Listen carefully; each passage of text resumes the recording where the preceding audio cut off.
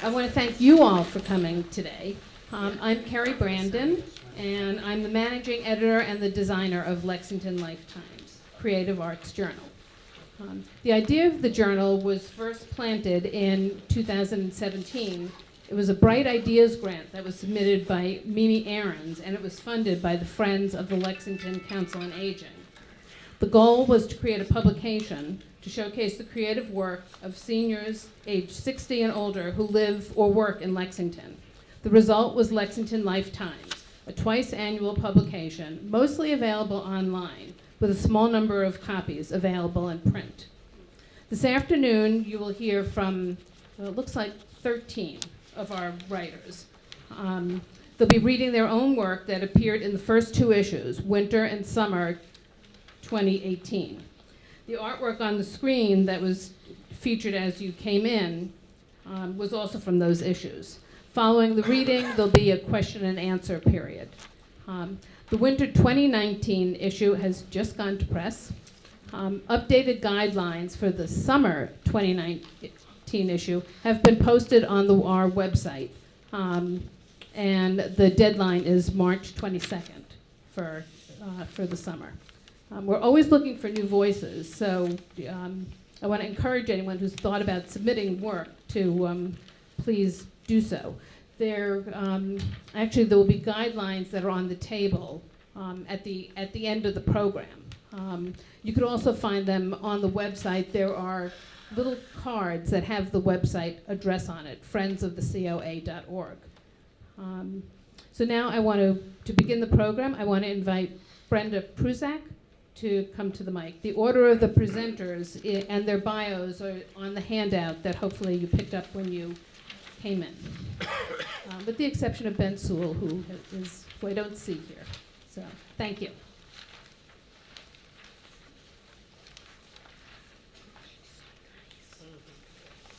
Good afternoon. Can you hear me? Raise it a little bit. Raise it up a little. And like this? Yeah, that's better. Okay, Bruce, I want you to kind of. My story is titled The Coming of Hyun Mi Kim. It was 1982, the second year of our second marriage. We lived in Lexington in the only house we could afford. I was almost 40. There was no child in our life. This was the year that my husband and I decided to adopt a child from Korea. We knew our ages had eliminated the possibility of our adopting an infant. This was our only chance to have a child. We made an appointment at the adoption agency where we were introduced to our caseworker, an Indian woman named Humai. She told us we would first take a class on adoption with other prospective parents. Next, she would visit our home for a home study. We were assured that the home study was designed to help the agency place the right child with us, but we privately called it the Snoop study. On the day of the home study, you could see your image on every tabletop. Current affairs magazines had been carefully arranged, cookies had been baked. The house glowed with healthy plants. I tossed the dreary fern into the trash. What kind of mother would keep a dying fern around? The doorbell rang sharply, like the first plunge into freezing water. Please come in, Humai. The three of us moved into the living room and awkwardly sat down on the couch. I could hear my own heart breathing. Could she? Humai shuffled through her briefcase and pulled out a stack of papers. Will this be an inquisition or merely questions? So Larry, she smiles, you're an only child. You didn't grow up with siblings. You never had that chance to bond with others than your parents. You didn't have to negotiate sharing toys. Will it be difficult for you to have a child in your life now that you're 40? How will you share tasks with Brenda? Who will change the diapers? I think that's a really good question. Then Hamai turns her attention to me. Brenda, you've been a teacher for a long time, and you have 3 sisters, but that's very different than being a parent. As you know, once a child is assigned to you, you'll have to stop working for a full year. What challenges do you see in that for yourself? That one is easy to answer. I'd wanted to be a teacher and a mother from the time I could line up my dolls and stuff bears in front of the fireplace every day after school. But are there right and wrong answers to these questions? We follow our plan to gloss over our own tricky beginnings in life. Can we be less than perfect and still have a child? The afternoon light fades. Hamai glances at her watch. I think we've covered everything that I need to know. Do you have any questions for me? We silently wonder if we've passed the test. Hamai leaves. Larry and I turn to each other for a comforting hug. A few days later, we hear we are qualified to be parents. We are told that we are smart enough, financially stable enough, sufficiently clean and moral enough to have a child placed with us. The waiting begins. Month after month is ripped off the calendar. I allow myself 1 phone call a month. I don't want to appear anxious. At the end of 6 months, a child is found for us. I remember the call from the agency. Brenda, this is Mai. Yes? Was there a problem? Did they need another recommendation? Had she seen the dead fern in the trash? Maybe someone thought of a reason we weren't suitable to be parents. Brenda, I have a picture of the child you've been assigned to. I can't tell you any more than that. I can give you an appointment tomorrow at 3 o'clock. Hamai, we could come today. Would that be possible for you? Don't worry, Brenda. The photo will be safe in my desk. I'll see you tomorrow at 3. I rush to call Larry at work. His secretary tells me in a deep yawn that he's in a meeting. Well, please interrupt the meeting. This is important. I hear Larry's little bit annoyed voice. Brent, I told you I'd be in a meeting. What is it? Sorry to interrupt you, dear, but we're going to have a child. This, this is the moment when birth parents see the ultrasound of their child, and it's the same moment for parents who adopt to feel a heartbeat. Oh, Bren, this is such good news. I'm really happy. Can you believe this? Now I'm really jumpy. What can I do with myself? Shall I call everybody? No, wait, what if something goes wrong? What if we learn that this child has serious cognitive problems, or that she will need surgery, or that she has 8 siblings? Could we adopt the whole brood? Fantasies race through me. Middle of the night fears grip my attention, just as much as the sweet fantasies of bonding to our daughter. Can love heal earlier trauma? Is love enough? Am I enough? Outside Hamai's office, we sit in 2 straight-back chairs. There's nothing to look at but the black door at her office, the passageway to happiness or sorrow. I tug at my skirt. I inspect Larry's shoes. I study my shoes. The door opens. All begins well, but then we hear a little catch. Hamai tells us, I can only let you see the photo, no questions. You have to make the decision now. Do you want this child? I look into Larry's eyes, and he reaches for my hand, and we both say, yes, we want to adopt this child. Hamai stands up to embrace us. Hamai then gives us a small photo of a barely over 2-year-old girl named Hyunmi Kim. She weighs 30 pounds and is all of a yard long. She appears to be in good health. Hyun-mi was photographed in a small outside play area of her orphanage. There is no smile on her face, but we see an expression that seems to call out, "Take me, I'm yours. This is all I can give you, no more." Her dark hair has been pulled back into ponytails. She's been dressed in what would be a good dress for the occasion, a white sundress with stripes down the front. Her bare legs give no hint of the days to come when Hyun-mi will compete in marathons and teach her own children to ski. It's this little photo I carry with me at all times. My fingers find it tucked safely in my bathrobe pocket. I prop it up on the dinner table. It sits beside me as I drink my morning coffee. Hyun-mi is my secret companion, always there. I have no swollen belly, but I do have a child growing in my heart. I share this precious photo with family and close friends. Some ask, what happened to her real parents? Are we not real enough? Returning from shopping, I hear the phone. It's Larry's excited voice. "Bren, sit down." "Oh God, Larry, just speak." What? It's Saturday.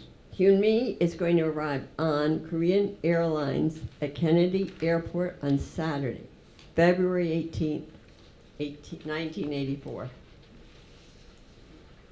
I cannot get away from clocks. I lie in bed, throwing the covers on and off. I'm never hungry.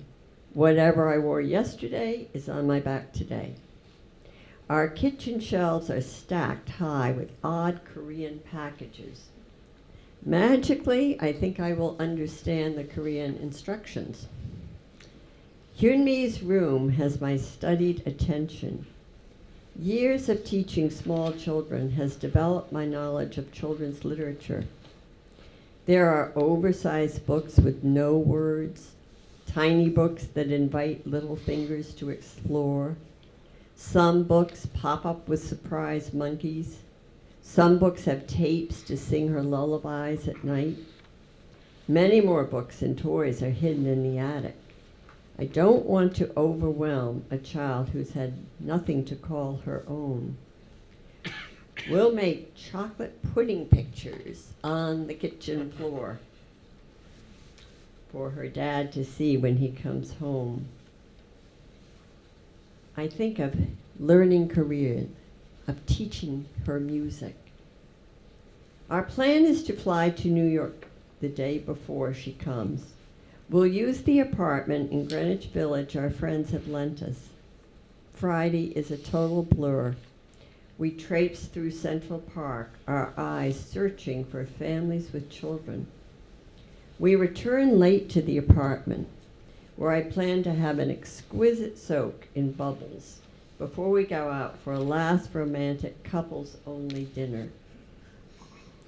The phone rings. I panic. I hear Larry saying, "Tonight?" The plane is in Anchorage now.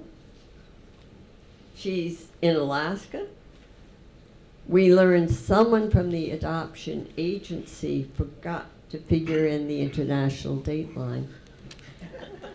Hyun-mi is here. Oh my gosh, cancel that lovely dinner date. Larry, let's get to the airport. At the airport, we're directed to a separate area. Here, other families with an entourage of friends wait for their expected children. Half hours slide by, slower than the ice on glaciers. Then the far door opens. In a flurry of cries, tears, and shouts, babies are delivered to outstretched arms. There's no Hyun-mi. What if at the last moment her birth mother decided to keep her? Are we not going to be parents after all? We watch in remote silence as small groups of families gather their balloons and stuffed animals. We're left behind alone. The vast room expands into a deep silence. I try willing the door to open again. I negotiate with God, the God I keep kind of tucked in my pockets for emergencies. Look, God, if you give us you and me, I promise. Suddenly the door bursts open. We're confused. We see a tall pilot striding purposefully toward us.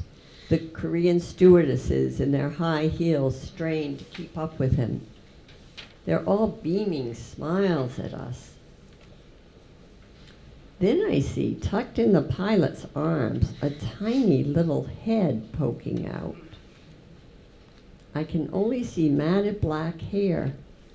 The rest of this petite little body is hidden in the blue of the pilot's arms. Can I trust the universe after all? Is this really you and me? The pilot ever so gently places you and me in my arms. I enfold her tightly. With immense joy, I feel her tired body nestling into my body. She rests her head against my chest. I whisper to her over and over again, you are so perfect, so beautiful, so very much loved. I look into Larry's eyes, filling with tears. I feel the tears rolling down my cheeks. The pilot and stewardesses all have wet cheeks. Hyun-mi looks at all those teary faces, and she scrunches up her own little face. And then she too begins to cry.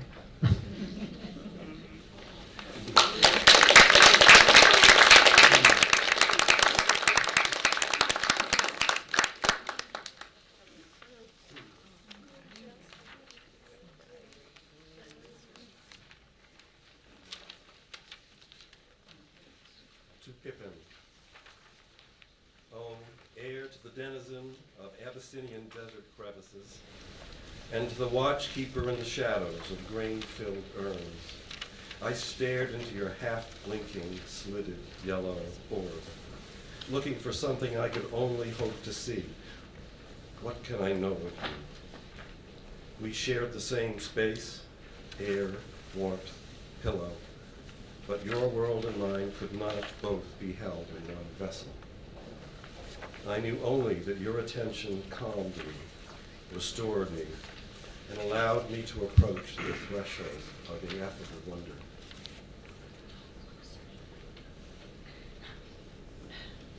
And you stared into my lidded black hazel-white concentricity.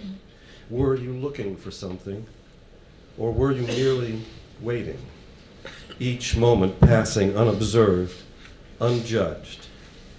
Was there ever one moment when something quickened inside you, absorbing a faint trace of me? And now, as silent paws carry you to your quilted patch of eternal sunlight, my unrequited gaze blurs, and my soul opens to the universe, flinging out the question, did it matter to you that there was a crooked leg to curl against, a knuckle to rub your face on, a human eye to look into? And I hope, beyond knowing, that you pad away, carrying a speck of me in you. Thank you.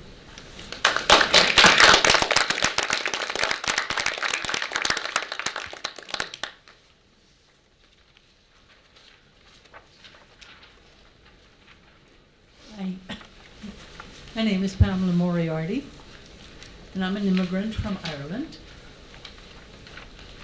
My poem is titled On Leaving Ireland to Come to America. I'm now a proud, for many years, American citizen. My poem is about a walk I took the day before we boarded the plane that would take us to a new land, a new life, a new beginning. I walk along the riverbank and pass an ancient willow tree. bowed and creaking. A fairy tree. Its base is filled with crackling silences. The river swings past, molten gold from its journey through the bogs. The smell of peat rises in ribbons of river mist, twisting in and around the branches of the tree. A jeweled kingfisher flashes up and down, hunting the sapphire and emerald dragonflies. My feet crush a cluster of golden primrose, releasing their sweet river scent. A pair of ebon jackdaws fuss at me from across the glowing water. The tree begs my indulgence to stop and keep it company. It speaks to me of slow summer days, the sweet treacle smell of drying hay, of full-bellied drowsy bees, vociferous frogs, gliding butterflies, and of winter nights snapping with frost when the moon shouts down from a velvet sky filled with chattering stars. Startled by the tree's lucent discourse, I hurry past. A deer peeks out and leaps away, alarmed by the tree's urgent whisper. Stay. I turn. The great willow leans over to watch me go, and the river sighs.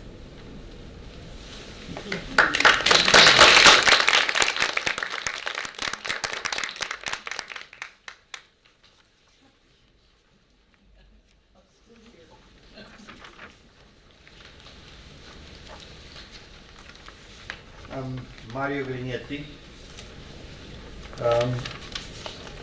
In 1998, my wife Jane and I started spending the winter months in my old country, Uruguay, renting a little house in Solís, a small beach town about 90 miles east of Montevideo.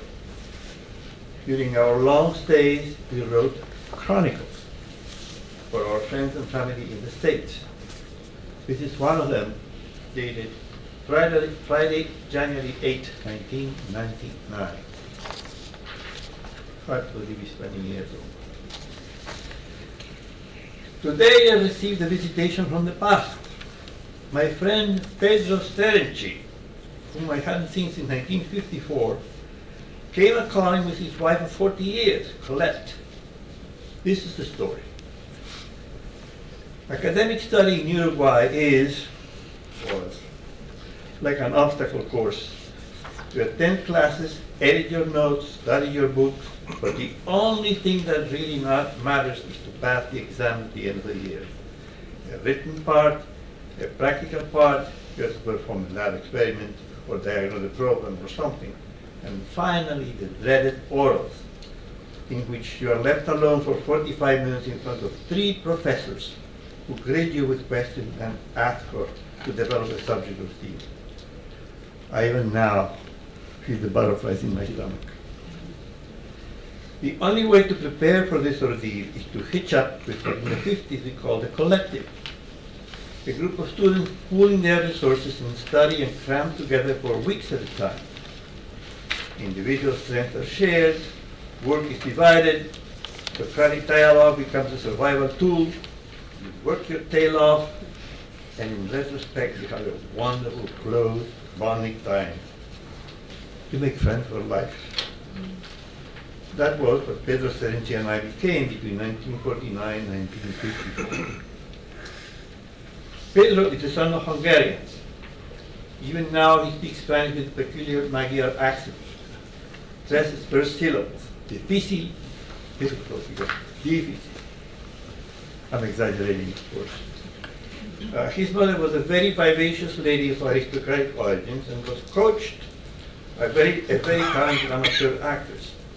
His grandmother was a fabulous cook, and he coached me to say endearing things to her in Hungarian. Get a chocolate, Magyánus.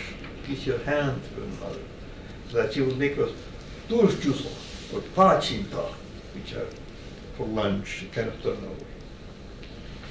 In addition to studying mathematical analysis, projective geometry, analytic geometry, etc., Pedro and I shared the love of movies, plastic arts, music, poetry, and literature. When I became involved with who was to be my first wife, Norris, the three of us became inseparable friends. Together we discovered Einstein, Potemkin, Alexander Nevsky, and Ivan the Terrible. Together we heard Neruda reading his poems. Together we bought the cheapest seats to Walter Gieseking-dressed recitals, Jean-Louis Barrault, Molière plays, and Vittorio Gassman's unforgettable picture named Desire.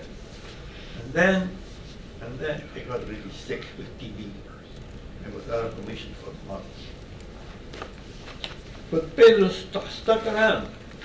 I had an acute episode of pleuropulmonary congestion, as they call it, with high fever and excruciating chest pain, from which I recovered slowly over a period of weeks. Pedro kept coming to visit. He taught me to play bridge by the Culbertson method. He analyzed the Beethoven Wallstein sonata to death, and he kept studying with me mathematical analysis, which, in spite of having passed the exam in the interim.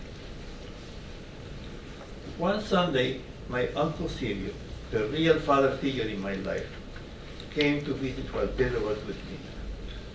My uncle was a cellist in the National Symphony Orchestra, which at the time had also a competent and very gay corps de ballet. And he pointedly started expostulating against the shameful spectacle these guys and their admirers flaunted to anyone passing by, how disgusting the whole thing was, and how widespread this insidious perversion was. Pedro sat through the whole thing without saying a word. A few days later, he sat in front of him and told me that he was homosexual, and who some of his partners were. He had never made an advance or a pass on me, ever. But the prejudice and revulsion were too strong in me at the time, and slowly, or perhaps not so slowly, I began to break away from him. I found new study partners, and thereafter saw Pedro only occasionally. The break was never official, overt, or declared, but was painful, especially for him. One day, after Norris and I were married, he came to our apartment to tell us the greatest news. The most desirable female engineering student in our class, the French and Italian speaking, cultured, rich, pretty, with blue eyes, Colette, and the impoverished Hungarian Peter Serenci were going steady. He spent hours telling us about it, but how wonderful she was, gently flapping the four fingers of each hand against the thumb to describe how her eyelids and long eyelashes opened and closed. Lois and I listened as long as we could, but then we went to bed. He followed us into the bedroom, lay down on the carpet, and continued talking about it. We fell asleep. And we never saw him again. I learned that they had gotten married and had started what to become a very successful structural engineering partnership. But they had never children, and I always doubted whether the marriage was ever consummated. Years and years later, during one of our visits to Uruguay, I called him and talked about getting together, but I never followed through. 25 years later, I still couldn't do it. But the years go by, and you feel that time is getting short, and things that need to get right acquire a kind of urgency. So one night, while I was looking for some information on the website of the Uruguayan Association of Engineers, I saw the advertisement for a lecture on tall buildings of Malaysia, to be given by Pedro Serenci. Got his email address and contacted him. I started my message with Pedro, mi querido Pedro. Told him a little bit of my life during the last 40 years and reminisced about the good old times. For instance, when we reenacted the Pskov sequence in Alexander Nevsky, the Teutons have torched Pskov and gloat over the death and destruction they have wrought. I played the tremulous chords of Prokofiev's score on the piano, and he shrouded in a white sheet, holding a broom for a lance, and with his head in an aluminum bust of boiling water, impersonating Hubertus, the evil Teutonic king. He replied promptly and agreed to get together sometime during our stay in Uruguay. And so today, at noon, he and Colette came to our little house in Solis. Age has taken its toll on face and body, but even if his countenance had changed beyond recognition, his voice and above all his speech mannerism would have given him away. They were both especially kind to my wife Jane, speaking good English, and she promptly won them over with a particular warmth and sympathy. She's right there. I said it was over 40 years since we had last talked, to which she quickly pointed out that we had talked over the phone once. So let it go at that. We sat down, talked about the old times, heard an interest, his near electrocution in the bathtub due to faulty wiring in their electric water heater. Very funny. Marcel Carnet movies, Maria Tipo, I had her Golden Variation CD playing. That brought up the subject of my own piano playing. I played State of Mind, rendition of Debussy Preludes and Chopin, G-minor Ballade, and he was very moved, and so was I. We toasted our re-encounter with champagne and vowed to get together many more times during our 2-month stay. After about 2 hours, we started saying our goodbyes and walked them over to their car. At this point, I took him slightly apart, held his shoulders in my hand, looked at him in the eye and said, "I'm sorry." He gave back a couple of quick, barely noticeable nods, but what nods, and left. I will never forget this day. By the way, Pedro passed away in real life. Pedro passed away last year. We enjoyed 20 years of close, warm, wonderful friendship.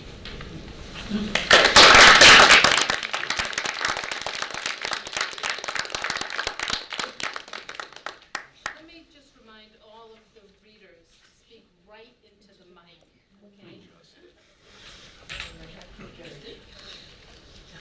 Do I need to adjust it? Is it okay? Yeah. Forward. Go forward, Jackie, a little bit forward. That's Okay. Good afternoon, everybody. My poem is called "I'm from a Tropical Island."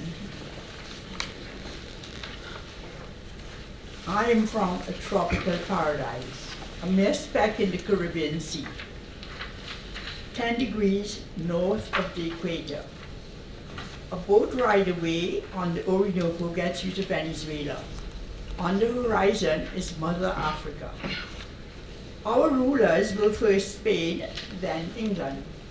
In this century, we self-rule as the Republic of Trinidad and Tobago. I am from the 2-room house on the western shore, where doors and windows were left unlocked. Outside was the dark kitchen no paint could change. The privies in the yard, the breadfruit and the coconut tree. The chickens and the ducks roam free. Freshly caught fish, the fisherman's catch from last night in the boca. Kingfish, redfish, shark, salmon and carrot. Important for the meal of steamed breadfruit with coconut milk and fried fish. The seaside, the small boat on the seawall. Plank of wood you jumped off in high tide. The stingray lying steadily, the still shallow water. I am from the wet, windy morning after the storm.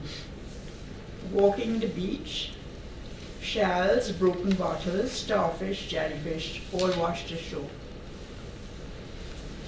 I am from my grandmother's house in County St. George, tapia and mud walls.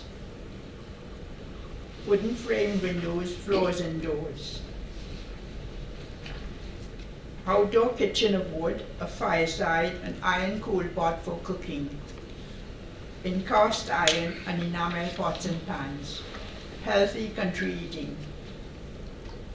My grandmother of French Carib heritage, Sunday 4 a.m., getting dressed to walk to church. The constant pang-palang of the rain on the galvanized iron roof. The soft light of the kerosene lamp casting shadows everywhere. I am from dry, hot, humid days and nights, hilly terrain, vegetable gardens, rice swamps, cane fields with cane arrows dancing in the breeze along the highway. School holidays among cousins, aunts, uncles living next door, friends everywhere, walks to the river.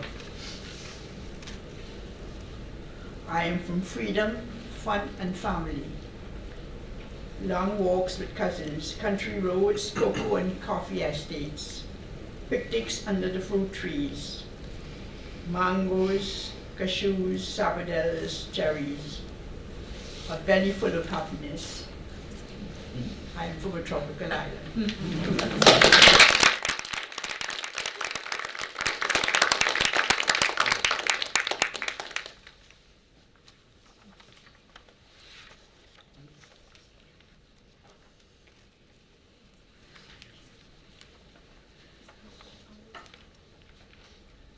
My piece is E.A. Alma, Custodian of Ga Culture. Several years ago, I found boxes of my Ga research materials that had been hidden away for 20 years in an upstairs closet. Among my research notes, field diaries, preliminary analyses of song lyrics, Ga English dictionaries, and copies of articles. I rediscovered long-forgotten manuscripts and articles written by E.A. Alma. He had been one of my most important mentors in studying the culture and society of the Ga people of southeastern Ghana. After starting life as a fisherman when he was a young boy, Mr. Alma went to school. He completed middle school before beginning a long career as a clerk in the National Railway Department in Accra. Throughout his career, Ga ethnography was his avocation. He told me that he refused to accept positions outside Accra lest he lose opportunities to study his native culture. His reputation as an authoritative ethnographer was appreciated throughout the Ga community and beyond. The rediscovery of my collection of Mr. Alma's papers led to the decision that my next big project would be editing and publishing a compendium of his work. After deciding to try to publish his writing, I began to read my field diaries to track my interactions with Mr. Alma. I found references to experiences that I remembered and those that I had forgotten. I had forgotten that several times he had told me that he was very suspicious of Europeans and that he did not appreciate the condescending ways in which researchers, especially anthropologists, often interacted with and wrote about Africans. Despite being white and an anthropologist, I managed to escape his censure and over time to gain his trust. I had forgotten that in 1964 he claimed that he did not know his birth date. But in 1968, he told me that he was born on July 16, 1900. I remembered how his position as head of one of the 3 royal houses had made it possible for me to attend meetings and ceremonies surrounding the installation of a new Ga king. I had forgotten how he had become so annoyed with ceremonial missteps at the king's installment that he had threatened to write the Ghanaian government to invalidate the ceremony. Although other members of the Royal Council dissuaded him from sending the letter, he refused to help the councillors to prepare for the ceremonial presentation of the king to his people. Nevertheless, he took his place on the dais beside the king at the ceremonial presentation by virtue of his office as head of a royal house. Iyayama became an invaluable mentor to me as I sought to understand God culture. At first, we met in rather formal interview sessions twice a week. These sessions continued throughout the months I was in Ghana, but he soon began to invite me to attend various ceremonies surrounding the installation of a new king, the life transition rituals of members of his extensive kinship network, and the cycle of religious rites surrounding the cultivation of millet. Accompanying me to these events often involved considerable dislocation in his personal life. More than once we met at 4 a.m. to attend a ceremony. Once it was after 2 a.m. when I left him at the gate to his compound. Although he occasionally withheld information by professing ignorance of the subject, which weeks or even years later he discussed freely, he never consciously distorted information and openly acknowledged the limits of his knowledge. Although such integrity was an inherent aspect of his personality, it related also to his definition of my potential role as an accurately authoritative communication of information that he had gathered over the years. I believe that that was why he entrusted copies of his papers to me. A close reading of Mr. Ama's published and unpublished pieces reveals that his ethnographic vision had two principal components. The first was ensuring the accurate recording and interpretation of Ga institutions. And the second was positioning Ga culture within the context of other world cultures. The first was a concern from the time he began researching traditional Ga religion in the 1930s, and the second seems to have emerged in his writing in the early 1960s. Important as his essays on Ga polity, kinship structures, life transition ceremonies, and religion are, the truly remarkable essays are his comparative ethnographic essays, in which he examines correspondences between Ga religion and other cultural traditions. Examples of such correspondence include the mediating role between human beings and gods of the saints in Roman Catholicism, and of the gods in Ga religion, and the ritual parallels of purification and prayer of the Passover feast of Judaism and those of the Ga harvest festival of Homowa. In comparing Ga thought with other traditions, Mr. Ama drew upon a variety of sources, including the Bible, articles in the Hebert Journal, notable anthropological monographs on African societies, and various encyclopedias, as well as Islamic, Indian, and Buddhist teachings. What are the roots of Iyayama's ethnographic vision? Why was it so important to him to insist on the accurate recording of his own culture that he was willing to sacrifice career advancement by refusing to work outside Accra? What did he hope to achieve by showing correspondences between Ga philosophy enshrined in religious songs and those of major world religions?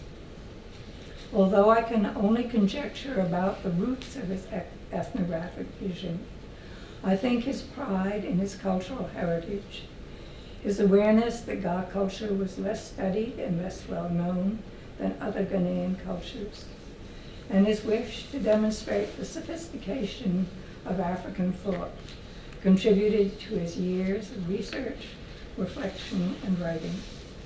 His paper serves a tribute to the vision of a man who once proudly proclaimed, "Why go to ancient Greece and other far-off lands in search of golden fleece? 'Tis here where Ghana stands."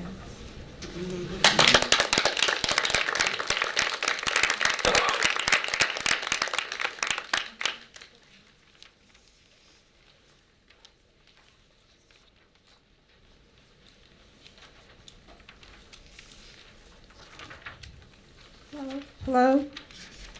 Hello, my name is Tamara Havens, and my piece is called The Gift.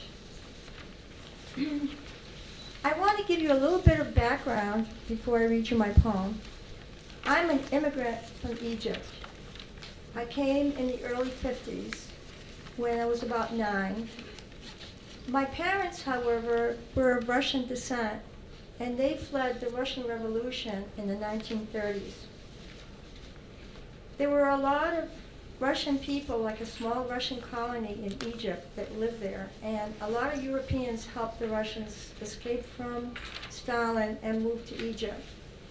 And I went there when I was in Egypt, and I went to a small French boarding school. My first languages were French and Russian, but I never learned how to read and write in Russian.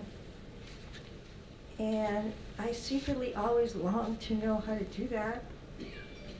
And lo and behold, when we escaped from Egypt on a cargo ship with my parents and 2 or 3 other families, we were supposed to go to California, but accidentally we landed in Boston, because after all, it's a cargo ship.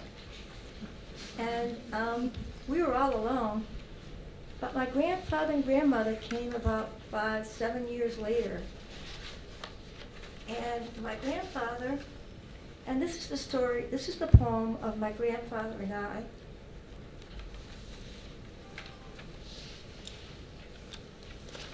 My grandfather hands me a frayed Russian reader to teach me to read and write in our native language. So important, he says, wagging his finger, reminding me of the stick he would tap in his gymnastic class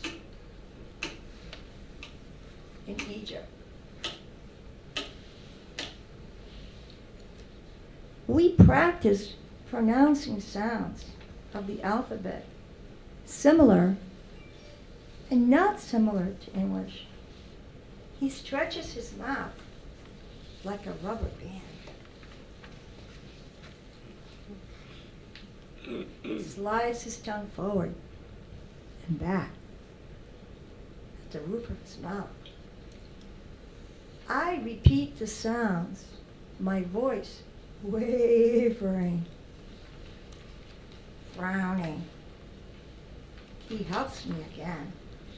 He sketches the side of the head, the forehead, the nose, the lips, the chin, the cheek.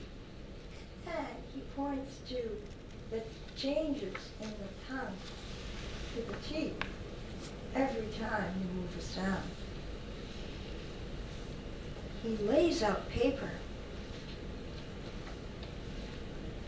fine lines drawn across for large letters and for small letters. I dip my pen into a bottle of ink, and I hear scratching sounds of the pen on the paper. Ooh. Blobs of black ink drop on the paper.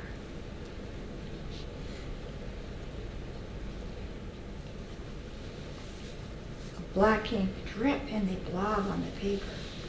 And the letters are wobbly letters.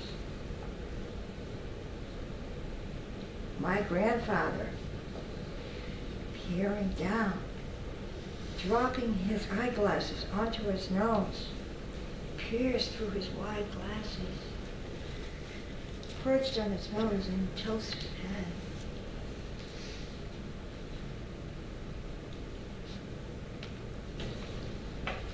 Let's try again,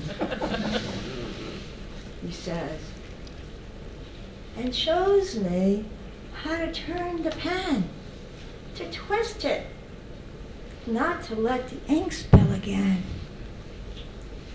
to make curls on the edges of the letters, to make curls on the edges of the letters, just like the Russian letters on every end.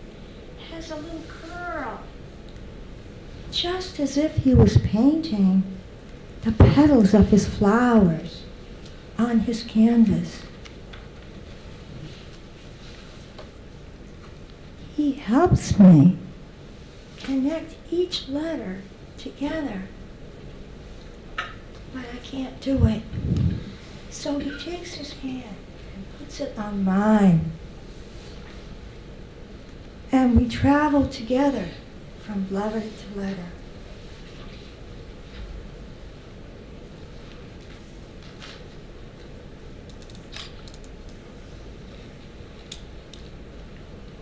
And I feel the shapes of each letter pass through my fingertips, up my arm,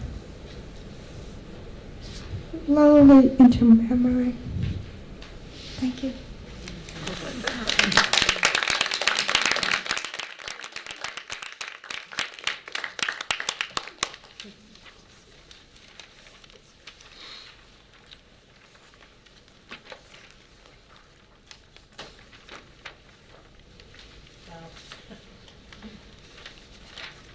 My name's Chris. Good. My name's Chris Worcester, and the story that I wrote is called The Bench. This is based on an event that happened when I was in junior high school.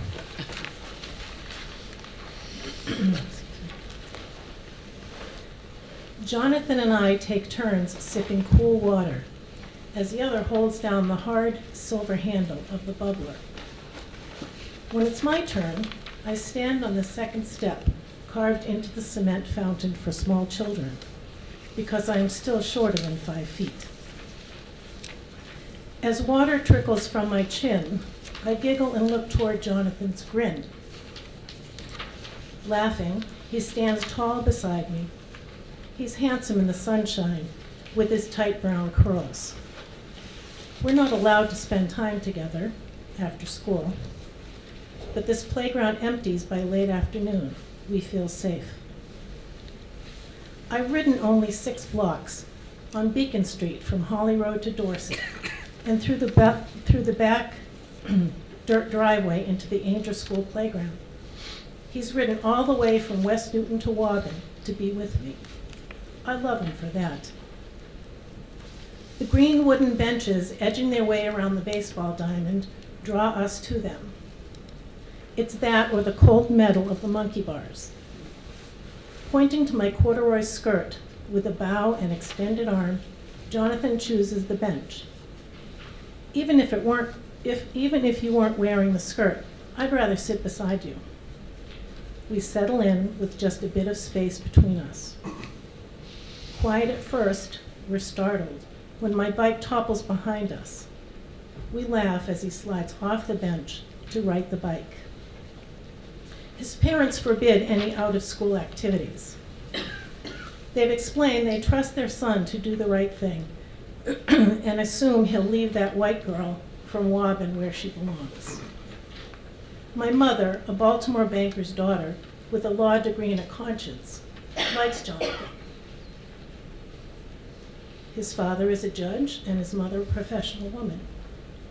My father, a Gloucester fisherman's son with a college degree in a factory, despises Jonathan without knowing he exists. My father would hate the uppity judge and condemn any mother not home with her children. Jonathan and I meet despite what our parents want and expect of us. We know what is right.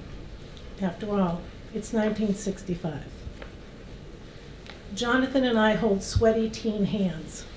I wonder how his large, dark hand holds my small, light one so gently. We talk and laugh too loudly, excuse me, until we relax into the calm of the deserted elementary school field. We've barely kissed, and only when we're alone. We'd never chance it in public. Our families watch the news, and we've all talked about the troubles in Southie. Our social studies teacher taught us about Rosa Parks' courage and the power of Malcolm X. And we understand we must be careful, even in Newton, so it's enough to talk and share sun and October breezes for now. We like our classes at Warren Junior High, and we often talk about teachers.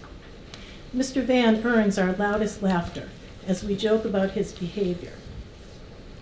Jonathan reminds me about the time the squat man put a pencil in his ear and walked around the classroom to encourage our attention to some readings. All we noticed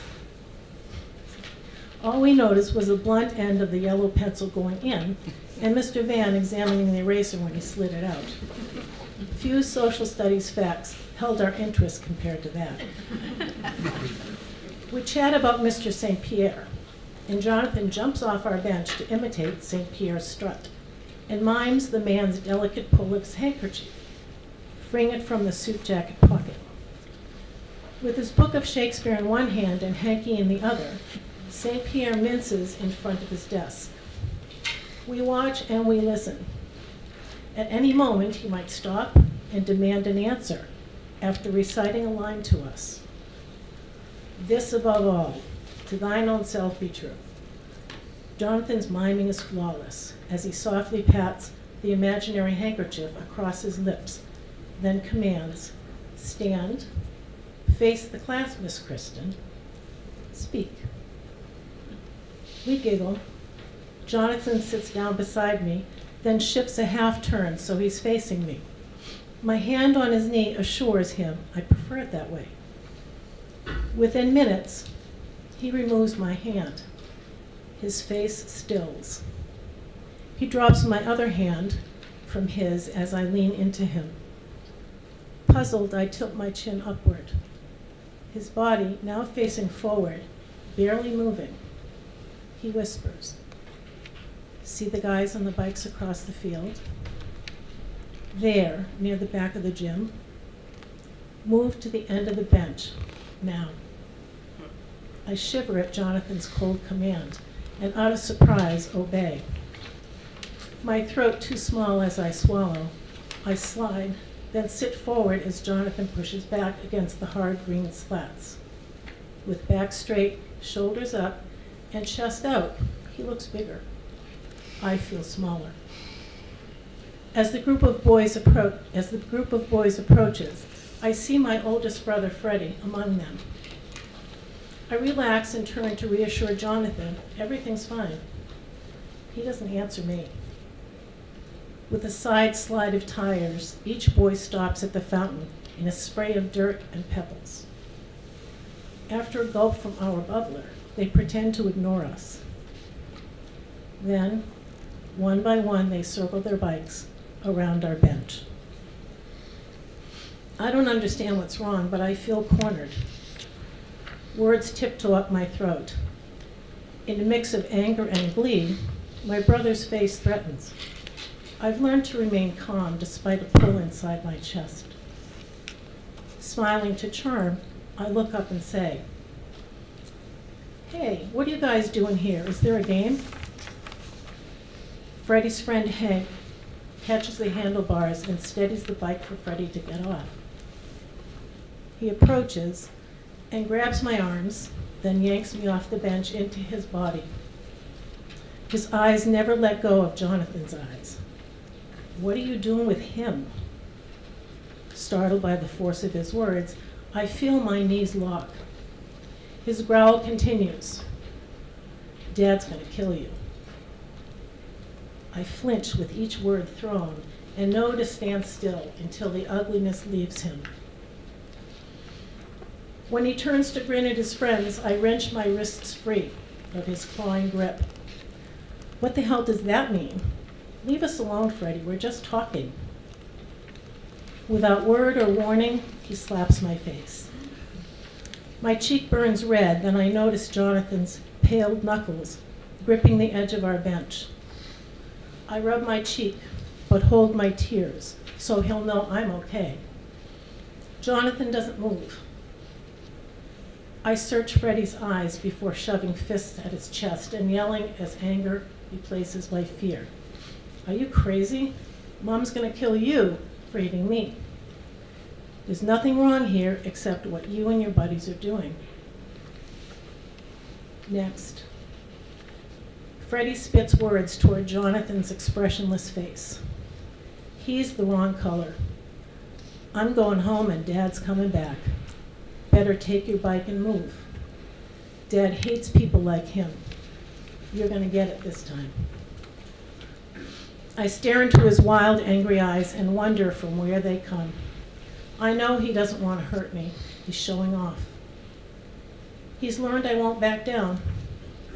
To those forming a sneering circle, he calls, "Let's go, she's done." He taunts me with his Tom Selleck smile gone bad, and his eyes glint with pleasure as he pushes me back down beside Jonathan's rigid body. A loud snickering follows the trail of bikes Freddie leads away from us. Jonathan remains motionless until the last boy kicks our bikes down behind the bench and circles away. Then, in an unfamiliar tone, "You understand, right? I couldn't help you." "It's okay. There were just too many guys with Freddie. I've told you about his temper. He's hit me before. They'd never really hurt me." Jonathan stands. I watch him lift our bikes from the ground and roll mine to me. That's not the point. I wanted to help you and I didn't get up. We're in White Wobbin and they would hurt me. I'm the wrong color here. Like your brother said, what are you doing with me? I smiled up at his glistening eyes. We're friends, Jonathan. Don't worry, we'll figure this out. We can be like Rosa Parks, but on a playground bench. He shook his head and frowned down into my eyes. You don't understand. I had to sit and watch. I couldn't help you. Jonathan fixes a smile in place and leaves me before I can respond. I watch his back as he pedals away. As tears drop onto my skirt, I grip my handlebars and slowly circle around the baseball diamond. Then I sit down, but on a different bench, before navigating the rutted driveway out to Dorset Road. For the first time I can remember, home is too few streets away.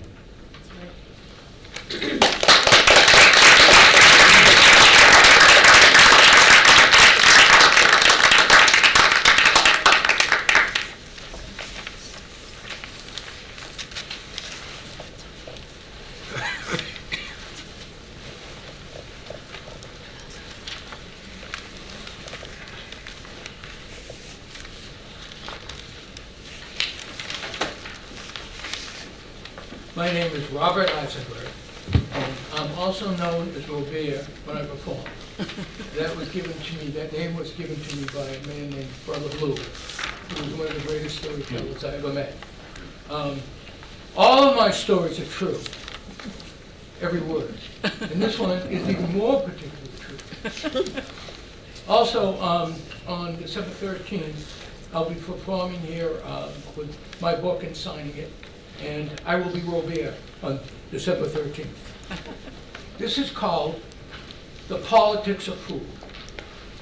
My friend Alfie invited a new acquaintance named Vinny to his home. Vinny had recently arrived from Italy. Alfie was trying to brush up on his Italian as they conversed in the kitchen. He had put some chocolates out for Vinny.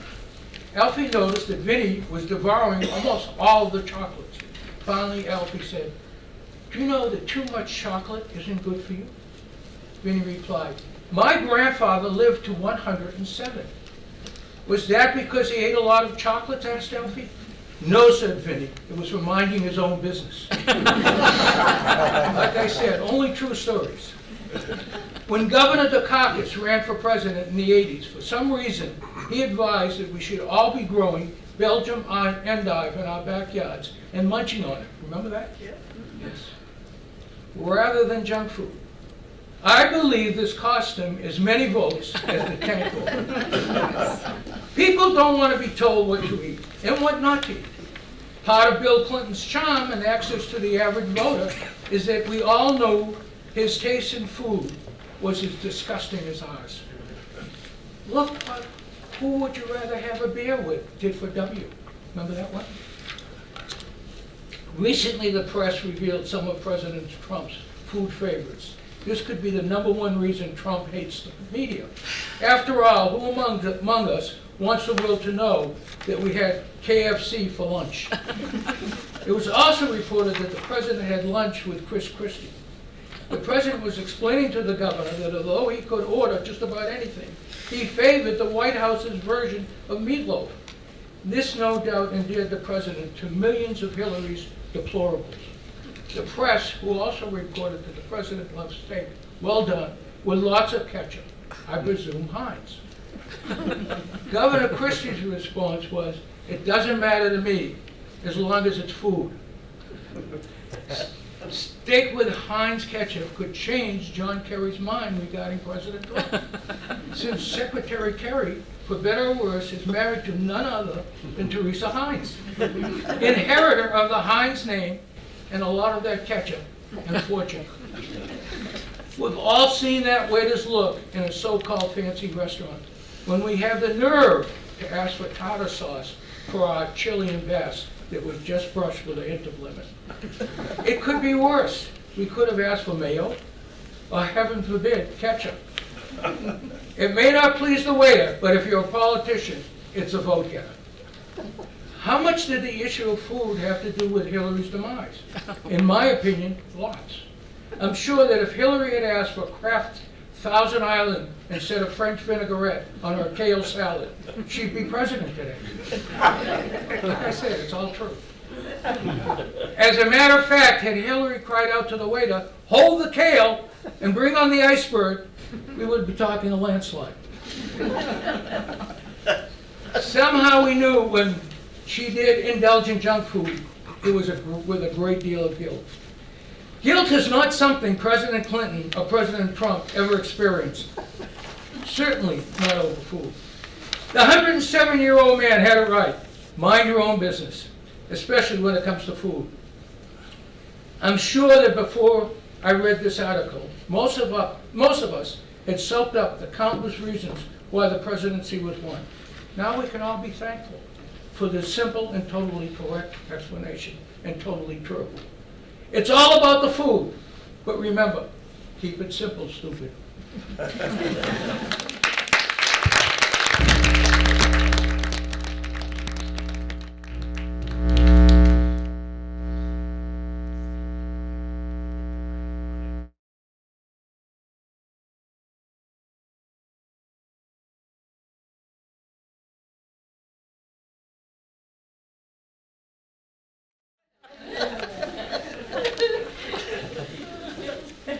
Thank you for that. Hi, my name is Rebecca Baker Morris, otherwise known as Becky, and my story is titled My Bad Idea. It was springtime in Massachusetts. There was no time to lose. It was time to plant new flowers, bushes, and maybe a tree in my garden. I called Doug, my landscaper. He arrived the next week so that we could review the possibilities. I asked him what type of trees he had at his nursery. I wanted something unique. I always wanted something unique, or quirky, or striking, or whimsical, or all of the above. While his stock was exceedingly healthy, it was sometimes boring. Do you have a ginkgo tree or a holly tree? I asked him. No, I don't have either tree at my nursery. Becky, over the last 3 years, I have planted a red bud tree, a pea tree, a Japanese umbrella pine, and 2 Japanese threadleaf maples in your yard. Not to mention all the bushes and flowers we have planted. You can't see a single house or neighbor from our backyard, from your backyard. You do not have room for one more tree in your yard. Doug was emphatic. You should live on a farm. Then you could have all the trees you want. I smiled at him and thought, we will see about that. I buried that thought and began my rounds of local nurseries and not so local nurseries. I went to New Hampshire for wildflowers, Connecticut for peonies, and online to David's Organic Garden for nasturtium seeds. Dave's Organic Garden promised huge orange flowers that sat atop green leaves that looked like miniature lily pads and formed long trailing vines. I hoped the nasturtiums would be like the ones I saw at the Isabella Stewart Gardner Museum in April, which streamed 20 feet down from the balconies surrounding the courtyard. Next, I drove to Western Nurseries in Hopkinton, Massachusetts, and quickly filled my cart with Japanese road-color peonies with yellow centers, pink poppies with black centers, and multicolored portulacas. My basket was full, so I walked back to the cashier. That's when I saw it. A weeping blue spruce, about 3.5 feet tall. So perfect, I thought, for my family room. It needed a friend, of course, so I bought a dwarf Korean pine tree, 1.5 feet tall. It was a little crooked and had long, floppy blue-green needles. Very whimsical. Just right, I thought. After I paid for my new trees and flowers, I watched as the nurseryman arrived with a front loader and put my trees and flowers into the back of my old-fashioned station wagon. The front loader rang no bells in my mind. It should have. On the drive home, I thought happily, I could do this. I'll put the weeping blue spruce in the wheelbarrow, dig a hole, and slide the tree into the ground. No problem. Arriving at my house, I backed the car up our sloped driveway, got out of the car, and opened the cargo door of my station wagon. I went to the garage, took out the wheelbarrow, lined it with a garbage bag, and positioned it as close to the back of the car as I could. Then I grabbed hold of the spruce tree and pulled with all my might, groaning and grimacing the whole time. It didn't budge or wobble. I couldn't move that tree even a centimeter. I stood there staring at that tree in frustration. Its humongous root ball was staring me in the face. I hadn't noticed it before when the spruce tree was standing innocently on display at Weston Nurseries. It was clearly too heavy for one man to lift, let alone someone like me who weighed 114 pounds and was not known for brawn. I climbed into the back of the station wagon and positioned myself behind the tree. It was a very tight foot, thinking maybe I can push this tree out of my car with my legs. I was curled up in a ball with my knees pulled up to my chest and my back braced against the seat behind me. Slowly I began to push, and the tree began to move. Yes, right out of my station wagon. It landed with a splat and smashed that wheelbarrow flat. The front wheel flew off, rolled down the driveway and into the street. I realized I had to admit defeat. I could not dispose of the evidence. At least, I thought, I can get rid of the wheel in the street and what's left of the wheelbarrow.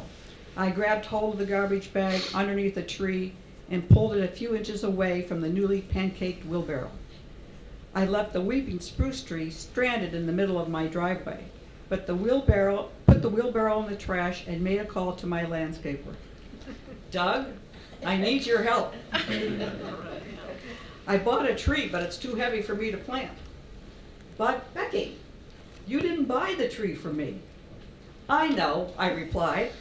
I bought it in Hopkinton, but the nursery is unwilling to drive to Lexington to plant just 1 or 2 trees. All right, Doug answered. I'll be over in the morning. The next morning, he arrived at my house with 3 men, a wheelbarrow, and a frown. His wheelbarrow was much sturdier than mine, of course. I watched the men lift the tree into their wheelbarrow and almost drop it. They tried not to show any emotion on their faces when this happens, but the startled looks in their eyes betrayed them. Once in the backyard, they dug a big hole and with more respect, gingerly lifted the tree out of the wheelbarrow and slid it into the hole.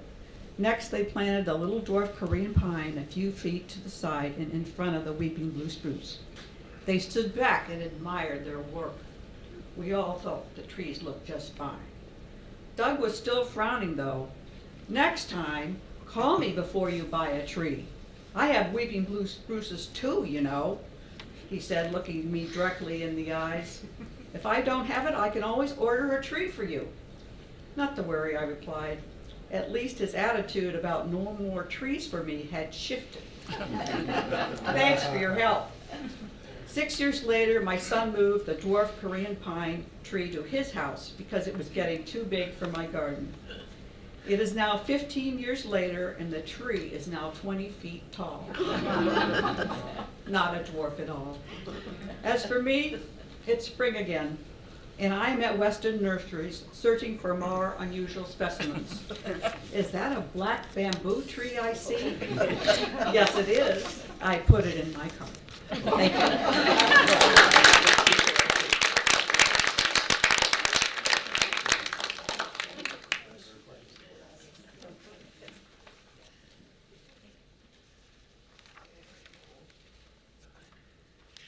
Good afternoon. I am Nancy Kutchuk. I'm reading a poem by the title Optical Field. 3 owls land at dusk outside the window, arboreal raptors within arm's reach. Taken by surprise, we are kneeling statues below the sill. One owl stretches its neck. Brown-white feathers ripple down its spine like a river. Reptilian claws clutch the cranked-out window frame. Perched on a wire, another swivels his head, listening to our hell breath.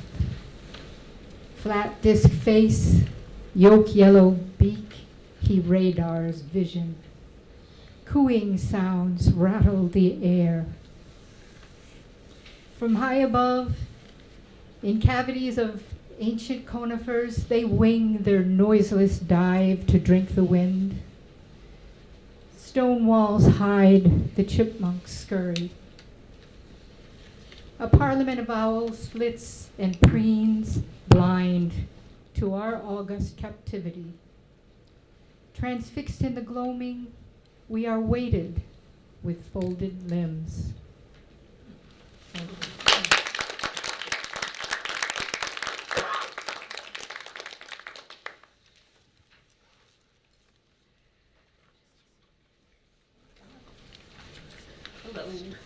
My name is Esther Eisenberg, and I'm married to Robert Eisenberg, and yes, he makes me laugh a lot. Jewish holidays always begin the night before, which can be confusing if you're not Jewish, but because of that, our Sabbath begins on Friday night. And this tends to be a high point of the week for the family. You have to be there for Friday night dinner. People try to get there for Friday night dinner, and certainly through the growing years. And then as the children might move away and the couples are at home, Friday night still remains a very important, special moment of the week. So the title of this story is The Friday Night Rituals. The well scrubbed, gently worn to softness, pure white tablecloth had settled smoothly against the surface of the kitchen table with an even drape all around.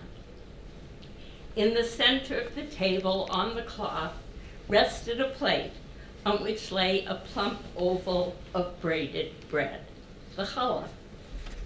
Its modesty was protected by the cover of heavy, deep blue satin embroidered with gold and silver Hebrew lettering, proclaiming Shabbat.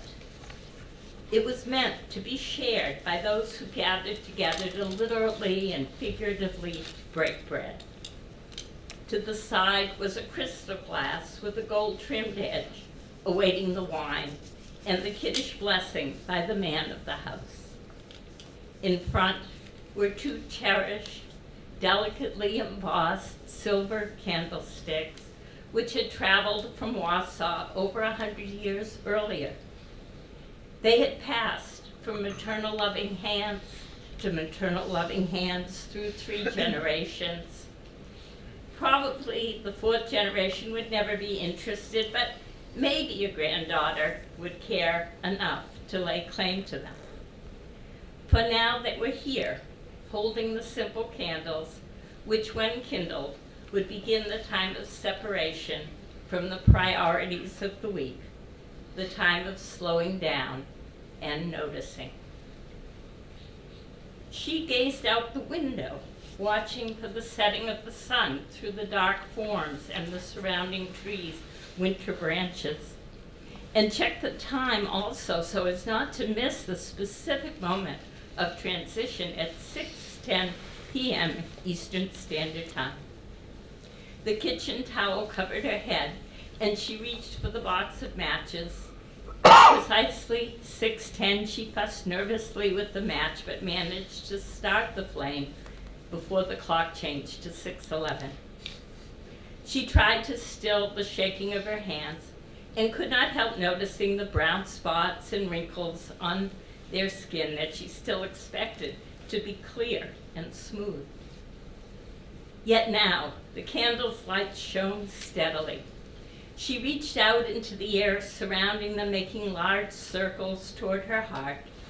4 times she encircled them, sent loving thoughts to her beloveds of every time and every place, and whispered the ancient blessing, hearing in her head a perfect rendition of the melody. She then removed the candles from the kitchen table and ever so carefully carried them to the kitchen sink. She breathed a sigh of relief as they rested steadily on the stainless steel bottom. He was always chiding about the risk of lighting the candles, of leaving the candles unwatched, but still, bound by tradition, she would never blow them out. They had achieved this compromise. If they were not to sit and watch the candles slowly burn down and out, then into the sink they went, where there was no danger of burning down the house, but each precious flame could still find its own path to mortality. Having performed her womanly duty, the wine glass and challah could sit on the table, no problem there.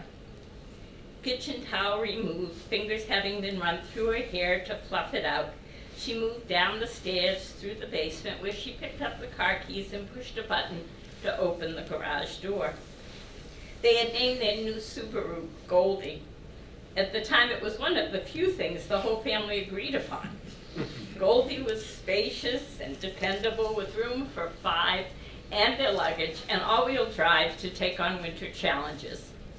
How often had they traveled as a family with 2 kids and the dog in the back seat, or later, after the dog was gone, with a chosen friend of one of the girls joining them on a ski trip or an adventure at the beach. Goldie was also perfect for picking up one tired guy with personal luggage and heavy sample bags as he returned from a work week of hard travel to home and to rest. Somehow Goldie had always had plenty of room. Her coat, scarf, and mittens were in the passenger seat, where she knew she couldn't lose track of him. The car would soon be warm enough. She wouldn't need them. She reached over for the driving cap he had chosen for her that was on the top of the pile. She set it at the jaunty angle that made him smile, and couldn't help but notice that it had the effect of making her eyes look larger and brighter, and her cheekbones charmingly angular. "To the airport," she said very loudly, and then sighed repeatedly as she cautiously backed up the steep driveway onto their quiet street. "On the way," she declared, and sighed some more. Friday night traffic was always a challenge wherever you were going, but airport traffic was specifically complicated. Local hockey matches being played in rinks to be passed by, with cars parked randomly by anxious parents not wanting to miss a moment. People with theater tickets rushing to be on time and cutting in and out, the Celtics playing or the Bruins, all adding to the massive volume of the others on the road. She tended to stay on the right, tightly focused on what was directly in front of her. Sometimes horns were blown, but she refused to take them personally. Sleet changing to snow was predicted for this evening's weather. So far, just sleet was coming down. But 12 miles took an hour and a half to traverse. Finally, she was there. She headed for Terminal C and pulled into the special stopping spot for those picking up passengers. She rested, letting her eyes close for a moment. Startled by a sharp banging on the hood, she looked up toward the strapping state trooper, declaring, "Get moving! If the passenger isn't here, you can't wait here. Get moving, now!" He waved his hands fiercely and rapidly. She dreaded circling at the airport. As frequently as she had done it, there were always slight changes. Everyone was impatient around you and behind you. You had to be in this lane, then that one. Signs were hard to read. If you made a mistake, you exited the airport and then had to deal again with the chaos beyond. To her, the other drivers seemed even more edgy than usual with the low visibility and the slippery roads. She understood. They didn't have Goldie to help them get through. If they felt the need to express themselves with crude gestures or whatever, she understood. This time she chose to try for more mercy and gain time by stopping at a Terminal A. There was no specific parking lane, but many places right in front. She pulled in and took a deep breath. Yet soon there came a bevy of troopers. Were they all overwhelming, tall, and strong? "Move it! Plane arriving! Move along! You cannot stop here, madam! Move it!" Even Goldie seemed disgruntled as she started up unevenly. Around and around she went, stopping, being chased, following the maze to return to rest for a little bit and then to be moved on again. This time as she pulled into C, the trooper approached Goldie's window.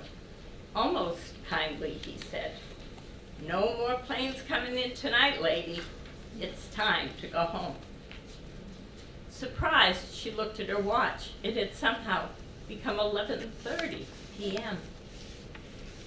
At least the traffic will be light, even with the snow accumulating, she thought. This time, she followed exit signs from the airport. Arriving home at 11:59, she started to skid as she slid down the snowy driveway, but with foot off the brake, she steered Goldie into the garage, then applied the brakes, skillfully coming to a stop in the perfect spot. With her cap returned to the pile on the passenger seat, with Goldie tucked in the garage, the car keys back on their hook, she moved heavily up the stairs. Her hips ached, her low back hurt, but at least she should be able to sleep. The candles were no longer burning in the kitchen sink. Had he been there, that would have pleased him. Long dark shadows from moonlight passing through snow-specked windows filled the kitchen. Despite the intense patterns of blackness, she could see the outlines of the glass and challah waiting in their places on the table. She didn't need to see the phone to reach for it. She listened for messages. She heard a daughter's voice. "Good Shabbos, Mom. Where are you? How come I can never get you, even on Friday night? Anyway, you remember Susie, my supposed best friend whom we never heard from? Well, she called. The strangest thing happened. She was tossing out old newspapers and saw Dad's obit for the first time. What's it been, almost a year? Anyway, she was like so impressed by what was written about him and wondered how you could get along without such an awesome guy in your life. Anyway, like, I was thinking about you too. Hope you're having fun tonight. Sleep well. Bye."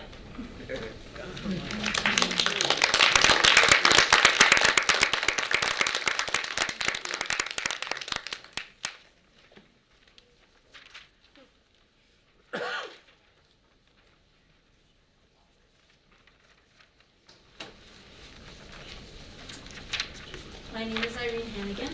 This is a mostly true story. You decide what part might not be true, but most of it is true. It's called Remainder of Two. He approached the counter to make his annual purchase of long-stemmed roses. In recent years, he had abandoned the florist in favor of a local farm stand. His wife said the flowers there were just as fresh and beautiful, and as the number of roses he purchased increased by 1 each year, the price became a bonus. This year he requested an even 34 to commemorate not their wedding anniversary, but their first date when they were sophomores in high school. He eyed the assortment of flowers displayed in the corner of the newly renovated market, fragrant pink carnations, feathery purple asters, assorted varieties of daisies, and mixed bouquets, until he spotted the roses. "How may I help you, sir?" the woman behind the counter inquired. "I'd like 3 dozen red roses," the man said, "but just wrap them in 1 bouquet of 34. "I don't understand," she responded quizzically. "You mean you don't want the full 3 dozen? "No, I just need 34, but I'm more than happy to pay for 3 dozen. Out of the corner of his eye, he noticed an older woman who was bemoaning the high prices at the farm stand as her daughter was eyeing some flowers. "How about these daisies, Mom?" she asked, holding up a happy bunch. "How can you spend money on flowers that are just going to die?" was her mother's sharp response. "I'm getting tired. Why can't we just get what we came here for?" The younger woman shrugged, shook her head, and put the flowers back. "Sir," the clerk said, continuing their conversation, 1 or 2 of the 34 might die. Wouldn't it be nice to have a replacement? Or perhaps you could just put the other ones in a bud vase." The man wasn't sure he knew what a bud vase was, or if his wife had such a container, but he didn't say so. The woman, after all, was just doing her job. Wilson Farm. The clerk gathered up the 3 dozen roses and stepped away to wrap them in what he hoped would be the 1 bouquet he had requested. He watched as she attached a lovely red bow to the huge bouquet. "Oh, that's perfect," the man said when she returned to the counter with a second package. Without a word, the woman handed him the additional 2 roses, complete with a sprig of baby's breath and fern. "I'm sure you'll find something to do with the extras," she said. So the man turned with his bundles and headed toward the cashier, where he found himself behind that very same young woman and her mother he had noticed before. The mother was now complaining about the long line. After paying, he headed out to the parking lot, and once again in front of him was the young woman. She was now carrying a shopping bag in one hand and holding an umbrella over her mother's head with the other. The clerk, who had told him he would find something to do with the extra flowers, had indeed been right. As he walked back to his own car, he overheard the woman's mother say to her daughter, "Now why would that man do such a thing?"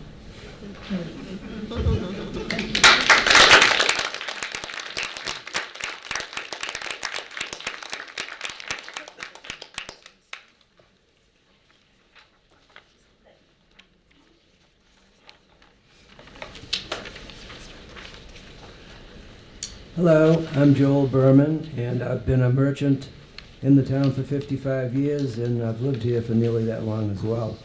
I've written a book called So You Want to Be a Wine Merchant? And this is an excerpt from that, and it's also a true story, and it's just one of many that I have. So here we go. On a cold winter's night in Burgundy, after a day of non-stop tasting in icy cellars, a colleague and I dined at his rustic, unpretentious hotel located outside of Meursault. We chose it not so much for the food, but because they would allow us to bring in as many sample bottles to the dinner table as we could manage, and they would graciously provide us with spittoons. After a completely forgettable dinner, tasting 8 or 10 equally forgettable wines, suddenly looming over our table was a tall, 50-ish, ruddy-faced, Ichabod Crane-like Englishman who was clearly perturbed. We really hadn't taken any particular cognizance of anyone else at the sparsely attended restaurant, but as the man and his rather rotund wife were seated across from our table, I did notice them glancing at our way periodically, I thought rather inquisitively. I guess I was wrong, as the English gentleman, without preamble, said, "I want to let you fellows know that you were making a disgusting spectacle of yourselves, gurgling and spitting all that wine." My wife was repulsed. Well, it had been a long day. From the corner of my eye, I saw my colleague about to get up to confront the man. I put my hand on his arm as if to say, "Stop."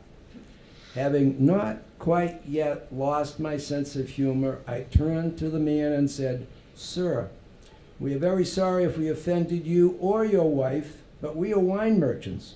We need to work through our dinner trying various wines to see if they meet our quality and price standards.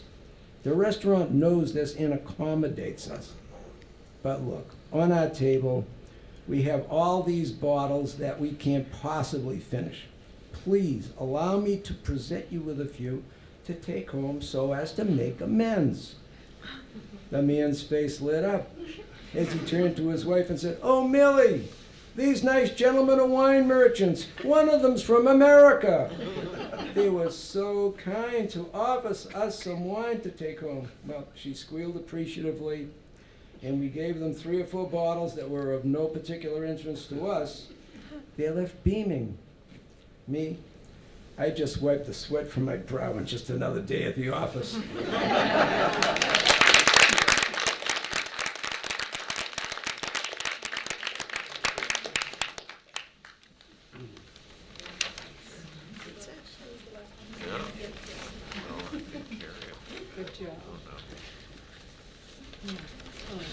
I guess I'm up.